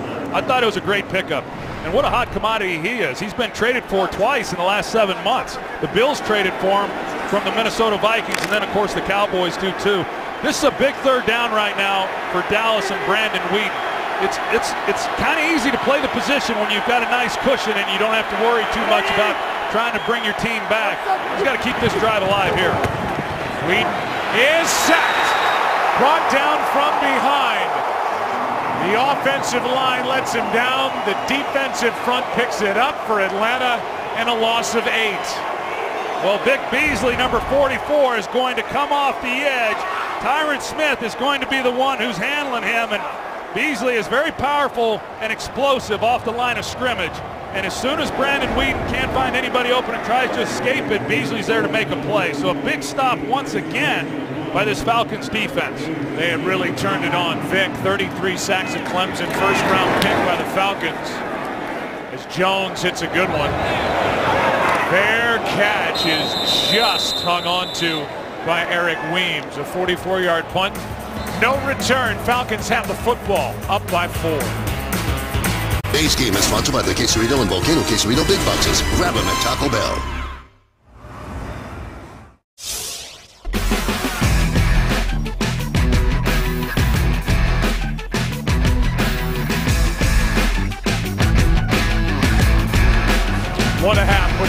by the Atlanta Falcons, trying to add to it. Up by 4. Toss to Freeman running left. Play made by Hitchens, the linebacker. A gain of 4 on first down, and Hayden a bit slow to get up. And while we were heaping praise on this Dallas defense, as Hayden now can't get up. The Dallas defense has been handled by the Atlanta Falcons here in the second half, really all day. Yeah, they really have. The last 2 possessions, the Falcons have been able to go right down and finish them off with touchdowns. And it's a huge possession right now defensively for the Cowboys to make a stop. Let's check in with Kurt Menefee with a game break. Well, the Pittsburgh Steelers have the lead at St. Louis, but this could be a huge loss. Ben Roethlisberger, hit low by Mark Barron, had to be carted off the field with a knee injury. He's done for the day. Michael Vick has come in relief. Hit 2 of his first 3 passes. Right now, Pittsburgh's holding on to the lead, but obviously more important things for the Steelers to worry about right now, Joe. Wow. Big loss for the Pittsburgh Steelers. We look at Hayden, where he may have been injured. They've already been without Randy Gregory, their second-round pick out of Nebraska, who looked like their best young pass rusher. He is out with a high right ankle sprain, and he may not be back until week 7 with a game at the Giants. He got hurt in week 1. They lost Terrell McClain last week, put on IR with a sprained big toe. They don't have Greg Hardy. They don't have their middle linebacker, Rolando McClain. A bit short-handed and getting thinner up front. 2nd and 6 for Atlanta. Freeman running right. Great blocking, and Devontae Freeman into Dallas territory. And the Cowboys have no answer for number 24. Good for 17. This offensive line for the Falcons, we've talked about it. They've just done an outstanding job. Chris Chester, the right guard, is going to pull around, and he is really good then at securing the edge, blocks Barry Church, and gives a lane for Devontae Freeman. And even with the Cowboys anticipating run and loading the box with extra defender, they've not been able to make a stop. So look, right now you got Ryan in shotgun, but look for Matt Ryan, if they continue with this, to go play action and take a shot down the field, because they're getting some good looks for run. Here's play action, and the pass right through the hands of Hankerson. Here's the help on the way for the Dallas Cowboys. Rolando McClain suspended the first 4 games. Same for Greg Hardy. And Randy Gregory has the high ankle sprain, and he really looked good. I know he caught your eye in his week 1 effort here at home against the Giants on Sunday night. I thought I was watching the Hall of Famer Charles Haley. You know, he wears the same number, 94, looks the same coming off the ball. You know, really impressive. And then, of course, that's the guy, Des Bryant, that they really miss. Romo as well. 2nd and 10. Here's Jones. He makes the catch. He's upended a yard short of the first down by Wilcox. A gain of 9 and a 3rd and 1 coming up with under 8 to play. Well, I like the game that Kyle Shanahan, the offensive coordinator for the Falcons, has called. You know, he's mixed it up nicely. Haven't taken as many shots down the field, primarily because the Cowboys usually play those pretty good, although, as I said, there has been some opportunities, but they are running the ball well, and they're hitting some of that quick passing like we just saw to Julio Jones.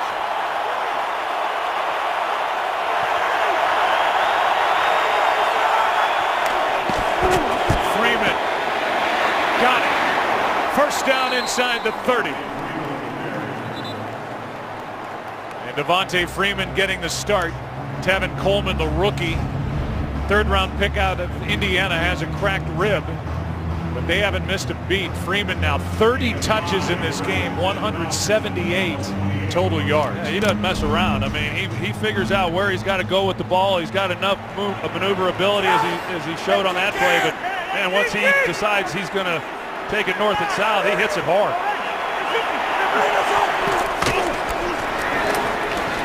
Now on first down, he's bottled up. Good play. Crawford was in there with Hitchens. You know, if I was a running back in this league and had an opportunity to run the ball in this zone blocking scheme that Kyle Shanahan has brought with him here to Atlanta, I'd be pretty excited about it. I mean, of course, Kyle Shanahan certainly impacted philosophically by his father, Mike Shanahan, and you remember back to those days in Denver, and it just seemed, starting with Terrell Davis, and it just seemed like no matter who they put back there, they were 12, 13, 1,400-yard rushers. And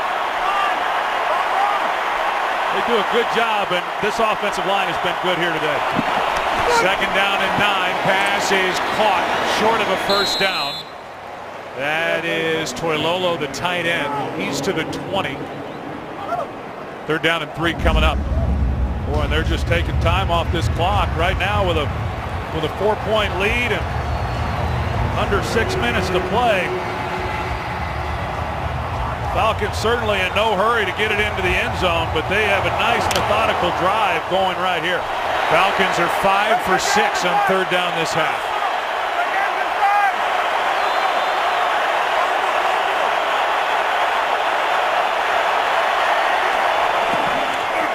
Third down and 3. Julio Jones has got another.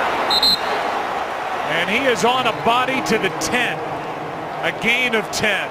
And the Cowboys cannot get a stop. Now, Julio Jones, who runs a pivot route, looks like he's going to go to the flat. He comes underneath, change of direction, force Morris Claiborne to come off of that and cover him. And the guy simply can do it all.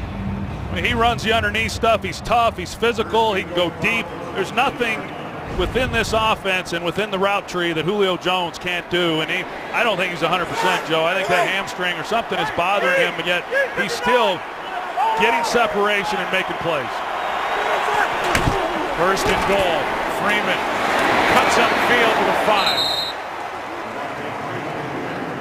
5. Nick Hayden, who we saw needing help to get off the field moments ago, in there for that stop. Think about Thomas Dimitroff when he pulled the trigger on that deal for Julio Jones in the draft in 2011. He swapped first-round picks and added 4 more picks to the package to get him. And there's Thomas Dimitroff right in the middle, with Rich McKay to his left and the owner Arthur Blank to his right. They've got to be thrilled with what they're seeing here in this second half and to start the year. Yeah, that's a good collection of minds right there.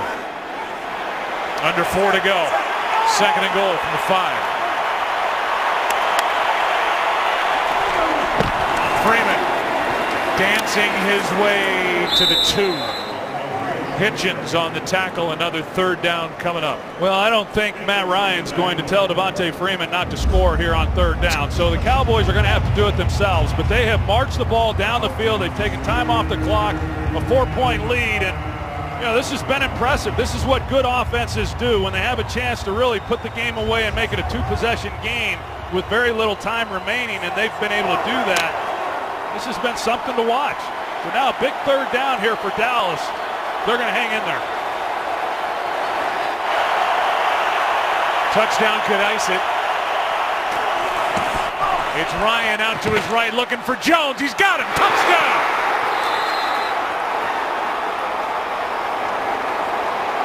An absolute clinic put on by the Falcons offensively here in this second half. And they add to their lead. Well, the Falcons are expecting man coverage. Well-designed play by Kyle Shanahan. They're going to run Julio Jones underneath the formation all the way across and see if they match up. You try to navigate all those bodies. It's hard to cover him up. He outflanks everyone. Just put it on him and let him get across the end line or the goal line, and an excellent drive by the Atlanta Falcons. This to make it an 11-point game. Julio Jones had 3 catches at the half. Well, he kept up his pace for the big second half. 12 catches for the day. 34 for the season. Dan Quinn's team looking at a 3-0 start. 25 unanswered points put up by Atlanta. First quarter dominated by Dallas. First half, for the most part, this was a 28-17 game at the half, with Dallas on top. One key interception thrown by Brandon Weeden, but for the most part, this has been Atlanta getting it done on the road, just slicing through this Dallas defense. Dunbar will bring it out, down by 11. Out of bounds near the 20. You know, there's only one place on television where bad is so good this season on Gotham. Villains will rise to a new level of criminal chaos. Gotham, Rise of the Villains. Catch an all-new episode tomorrow right here on Fox. You know, Joe, I'd like to see what that halftime locker room was like there for the Atlanta Falcons. Dan Quinn clearly upset with the way that they played. We heard Erin Andrews' report after she had a chance to visit with him. It's been an entirely different football team here in the second half. And based on what they had done in the first half, they never stopped believing in themselves. Here's Witten. Pass is caught a yard shy of a first down. Cowboys are going to have to open it up. And whether it's the play calling or the way this game just developed, nothing downfield for Brandon Weeden as this game went on. It just hasn't happened. Well, they've gotten looks for the outside game, but he's just been executing what he's been asked to on the underneath throws. Here's a throw for a first down to Dunbar. You know, I think, Joe, clearly if Des Bryant was in the game, they're going to be taking some shots to the wide receivers, but he's been working the middle of the field with Witten, Lance Dunbar, Cole Beasley. There's nothing wrong with that. They just haven't been able to convert on third downs in the second half to maintain drives. Pass is caught by Dunbar and a good tackle made by Durant. You know, so one of the things here, Dan Quinn, that much like Rod Marinelli, he prides himself on is not giving up big plays. And so they're going to force the Cowboys to continue to do the things that they do and not give up big chunks here with 2 minutes left in the game. 2-minute warning here in Arlington, Texas. Dallas Cowboys started this season 2-0. They're in trouble here. They did get 2 divisional wins, beating the Giants and then the Eagles on the road. Who knows what it's going to take to win the NFC East. Philadelphia's winning today, big. Not as big as they were. It's now a 10-point game against the Jets. Second down and 7. Here's Dunbar again underneath. Ducks under a tackle, picks up 9. Needing to get it down the field, get points, and then attempt an onside kick. They have a chance here against Atlanta. The Falcons are perfectly fine giving up that throw. Weeden steps through trouble and will slide and not throw it away, so the clock continues to wind.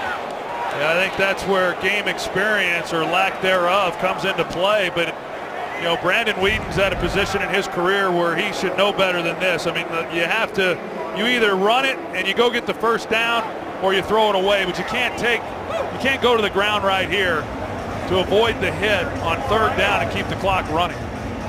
So they have to use a timeout. They're down to 1. Next week, it's an NFL on Fox doubleheader.